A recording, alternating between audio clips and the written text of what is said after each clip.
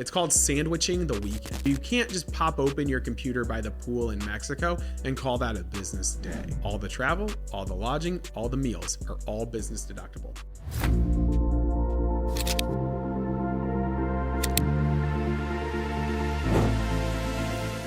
Hey everyone, I wanted to take a minute today and talk about the travel deduction and some opportunities available to really leverage the travel deduction and things to think about as you're going in and you're doing some travel for your business.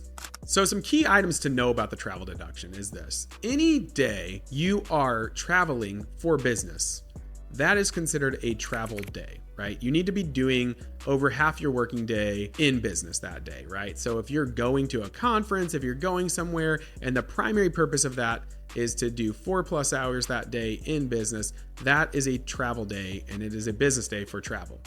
And what that means is now you can potentially expense your flights or your travel, any of your travel expenses. You can expense your lodging for the night, and you can expense your meals. That comes out to 50% of most of your meals, but travel, lodging, and meals can be expensed for those days that are business.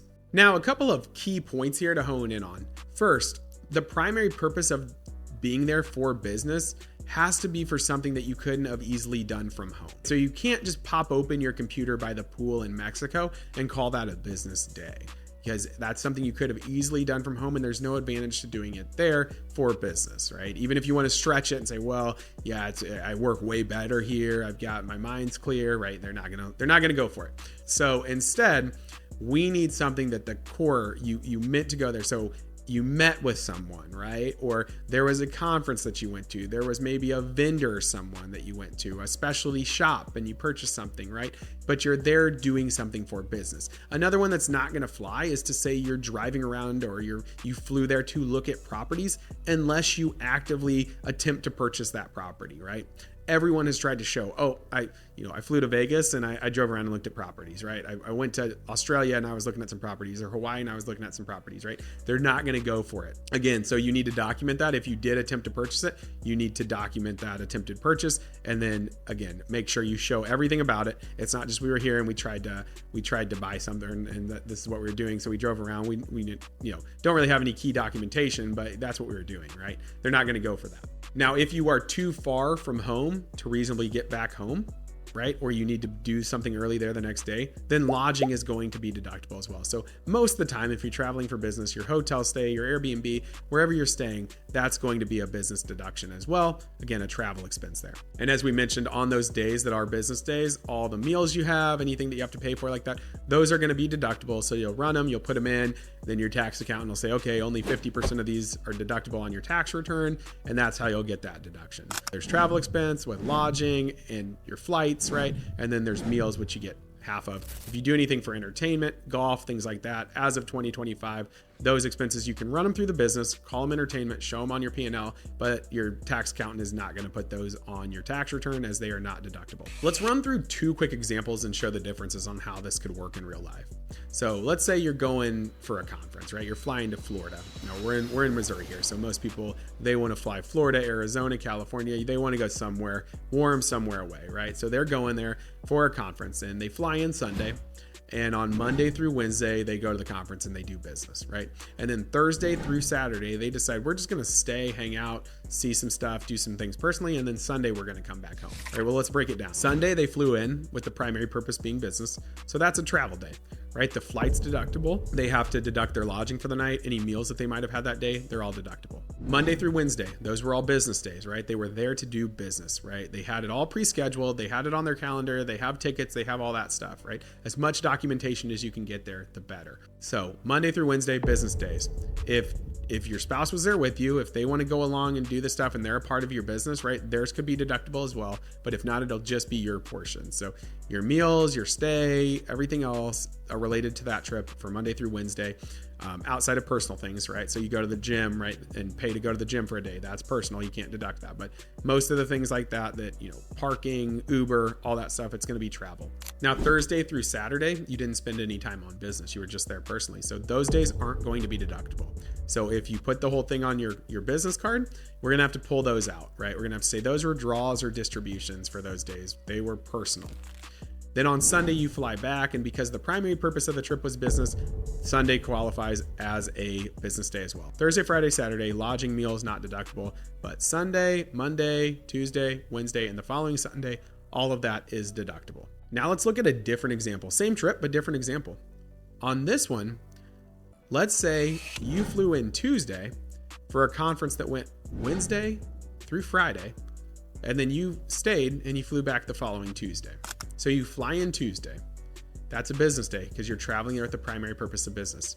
Do business Wednesday, Thursday, Friday. Heck, even Friday, maybe you take off at noon or 1 because you already put in 4 hours at the conference and you decide, I'm just done, I'm going to go here, right? Those are business days. Now you stay Saturday and Sunday, do whatever you want personally. If you have a reason and a pre-scheduled business on Monday for at least half your working day, so go do something Monday. Meet with people, go to somewhere, go get something done that's business. Board meetings are real things, right? So those are things that you need a board in place. You need people of your board to be there with you or on with you. But if there was a reason that you were there and you held a board meeting, that's a deductible day. You have to make sure you do that correctly. But if you can do business on Monday and then you decide, okay, the rest of the day on Monday I'm hanging out and then Tuesday we'll hang out, then fly back. That entire trip is business deductible. All the travel, all the lodging, all the meals are all business deductible. It's called sandwiching the weekend, right? Because since you did business on Friday and you had to do business on Monday, you had to stay there Saturday and Sunday. It would not be feasible for you to return home for Saturday and Sunday and then go back on Monday to do your business. So you stayed Saturday and Sunday, the lodging, the meals, and all of that was deductible. Right? You did business on Monday, so it's a business day, and you traveled back on Tuesday, it's a travel day. So that's business, right? So the entire trip in this case would be business. Now, does that work all the time? No. But when it works, and it can be a really good way to fully leverage the full trip as a travel deduction. So the key takeaways here on the travel expense deduction is 1, documentation is key, and pre-scheduling is key. Everything needs documented for this trip, right? So, hey, we're going here, get it in writing, get it in emails, get it in paper. If you're buying tickets, buy them in advance. You want this to be a business trip.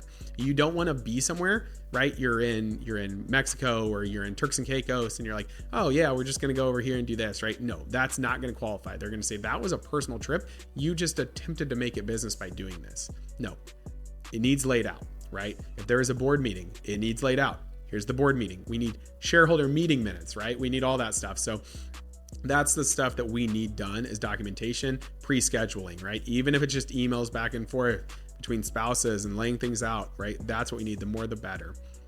Now, be sure if anything is personal on that trip, or if there are personal days, that you do the documentation, you give it to your accountant, or when you get back, you break it out as distributions and draws. Because how's that going to hold up?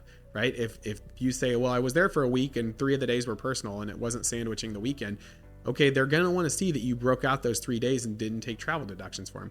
And guess what? When you go through an audit, that's just so going to happen to be the line items that they pull in their sample to look at, right? So be sure to keep your documentation to move it and do things right when you get back. Go through it. Send it over to your accountant and be like, hey, this was the trip. I had this. I went to the gym one day. I did, this was a golf outing that we went to. Can you break it down for me? Right. And if you're not working with an accountant that can do that, or you're not employing that service from them, I would strongly recommend thinking about if you want to go after things such as this and really accelerate things, it might be time to put your big boy pants on and work with someone who is willing to provide that service and then employ them to do that service. For our clients, we do a quarterly monitoring a lot of times. Quick calls and consults are included, which would take care of that. You should be working with someone who does something like that at that point to be going after some of these deductions. Now, again, a big piece here is it must be things that you cannot do from home, right? So think about it, meeting people, going to events, right? Board meetings are real things. Having a board and using that is a real thing, and that's a reason to be traveling and to do it, is to meet with them and to celebrate with them and to plan with them. But you got to get that thing right if you're going to go after board meetings. Again, the board needs set up, it needs in place legally. You need to make sure you document a lot on that. So just if you're going to go as one of the days or multiple of the days are board meetings, be sure you know what you're doing on that. Now, the last piece that I want to talk about here is this is fun. This topic's creative. It's cool. It's clickbaity. It's awesome. And these things probably sound cool. You're going to run and schedule them to do them. But let's be realistic here. Be creative, be opportunistic, but also be realistic, right? don't go change your family vacation to be a business trip, right? Don't go do anything crazy if that does not align with your goals and your aspirations. So I tell people that all the time. I'm like, listen, we're gonna explain to you what to do, how to do it, and when you can do it. But it's up to you to decide if that opportunity makes sense for you and when it does. I appreciate you guys tuning in here as we broke down the travel expense deduction. Hopefully you got a couple nuggets that you can take from this and use, and maybe you can put them in place here this year to get some more advanced travel expense deductions and help offset taxes a little bit, get some tax savings. If you enjoyed this content, jump over to reitaxu.com. That's REI Tax University, and it's a community where we help real estate investors with all things tax planning. We'd love to have you over there.